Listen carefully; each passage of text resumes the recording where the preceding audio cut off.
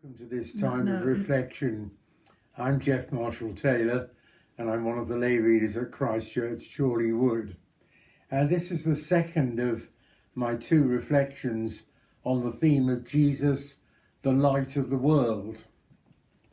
4 years ago, almost to the day, a drama unfolded in all the international news bulletins about a group of Thai boys who were trapped in a cave system.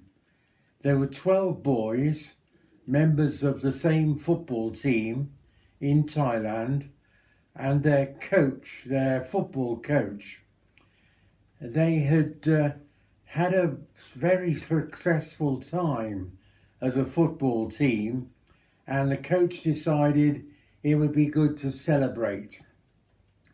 Not only that, but one of the boys had a birthday on this particular day when the football tournament ended. So they all got on their bikes and they cycled up to the hills.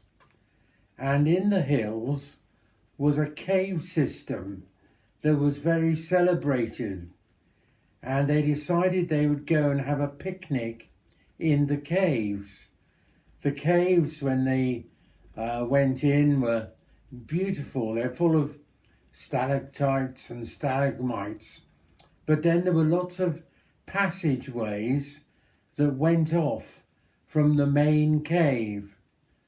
So the boys decided, with their coach, to explore one of these, or several of them, and they set off. And they crawled and they walked and they kept going for over 2 miles.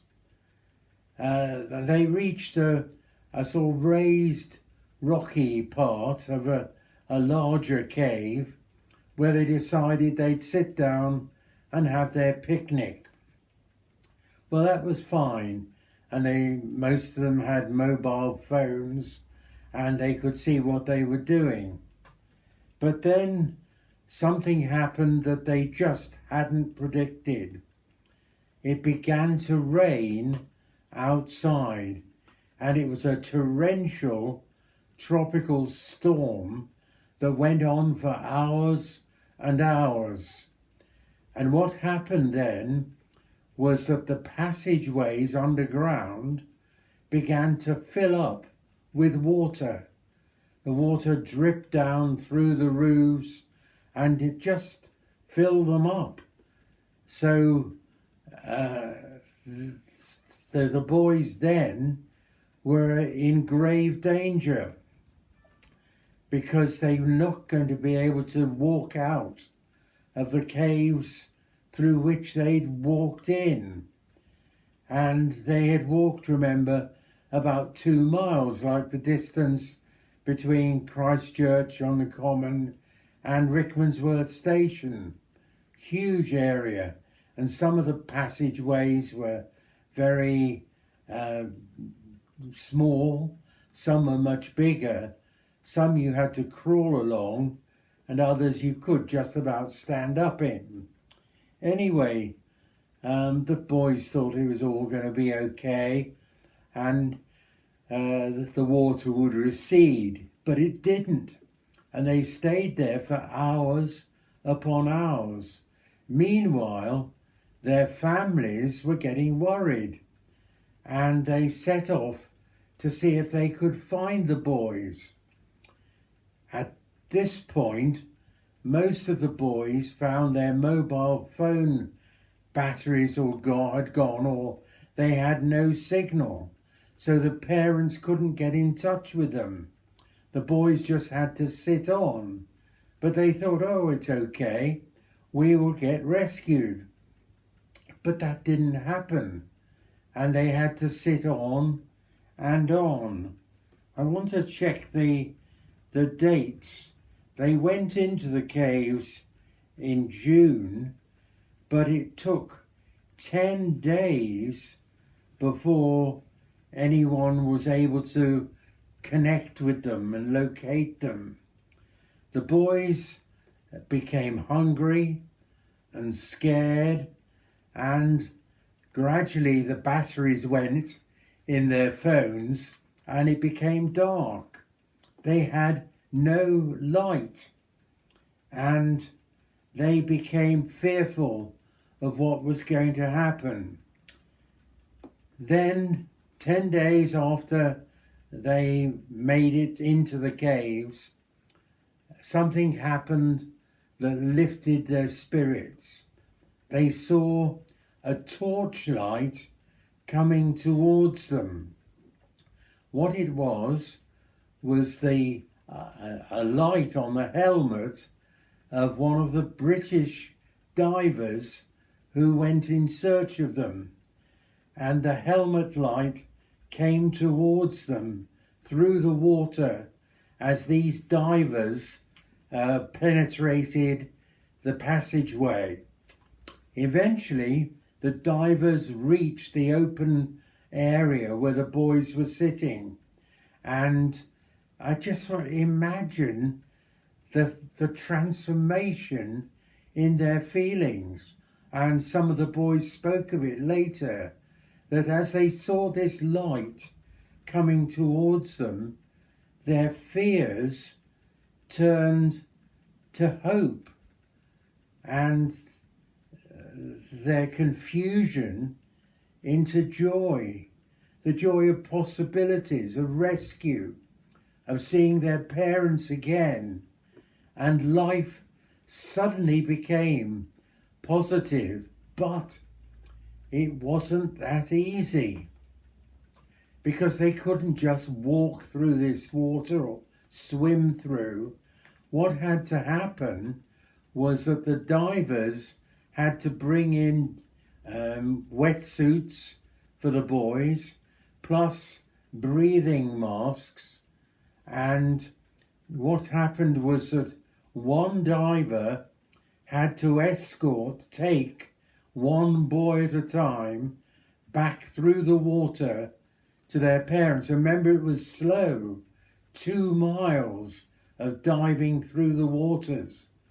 But that had to happen for each of the 12 boys and eventually their coach. But happen it did. And on the 10th of July, 18 days after they first went in, they were all taken out to the joy of their waiting parents. The light on the divers' helmets gave them a sense of hope and of possibility, of life being new and being transformed again. And that sort of transformation is something that Christians experience when they experience the light of Jesus in their lives. The light of the life of Christ transforms people, gives them hope, gives them a taste and an experience of new life. When we think of Jesus as the light of the world, it is of someone who can give hope to anyone, to you, to me, can give us a sense of purpose, even when we're in despair or when that sense of life purpose has gone and been snuffed out. Jesus gives us transforming hope and life. Well, in the Sermon on the Mount in Matthew 5, Jesus said this to his followers. I'll read it to you. You are the light of the world. A city that is set on a hill cannot be hidden. No one lights a candle and puts it under a bowl, I suppose, but they put it on a candlestick like this one, and it gives light to the whole house. So Jesus says, let your light so shine before people that they may see your good works and glorify your Father that is in heaven. Think back to the football team. I've got a photo here of some of them. And think back to when, in the darkness of the cave, with all the lights out, they suddenly saw the helmet lights of the divers coming towards them. Think of the transformation. Think of the hope. Now, whatever situation you're in, or I'm in, Jesus can give us hope for now and hope for the future. But the challenge, as we mentioned in my last reflection, is to let the light of Jesus permeate every part of our lives. And it was a great experience when the boys emerged from the cave and were flooded in the sunshine light of day. And that light of hope permeated everybody involved in the rescue. And that was well over 1,000 people, not just their parents and the divers, but military people as well, and local officials. So Jesus calls us to be his light and to spread, as he says in Matthew 5, to be light to the rest of the world, not hiding his love and his light unseen, but shining out so we can influence the world around us, starting with our road, I suppose, our workplace, our community, our world. And now prayer. Graham Kendrick's prayer in his well-known song. Lord, shine, shine, Jesus, shine. Tell the world with the, sorry, I got that wrong. Shine, Jesus, shine. Fill the world with the Father's glory. Blaze, Spirit, blaze. Set our hearts on fire. Amen, and God bless you.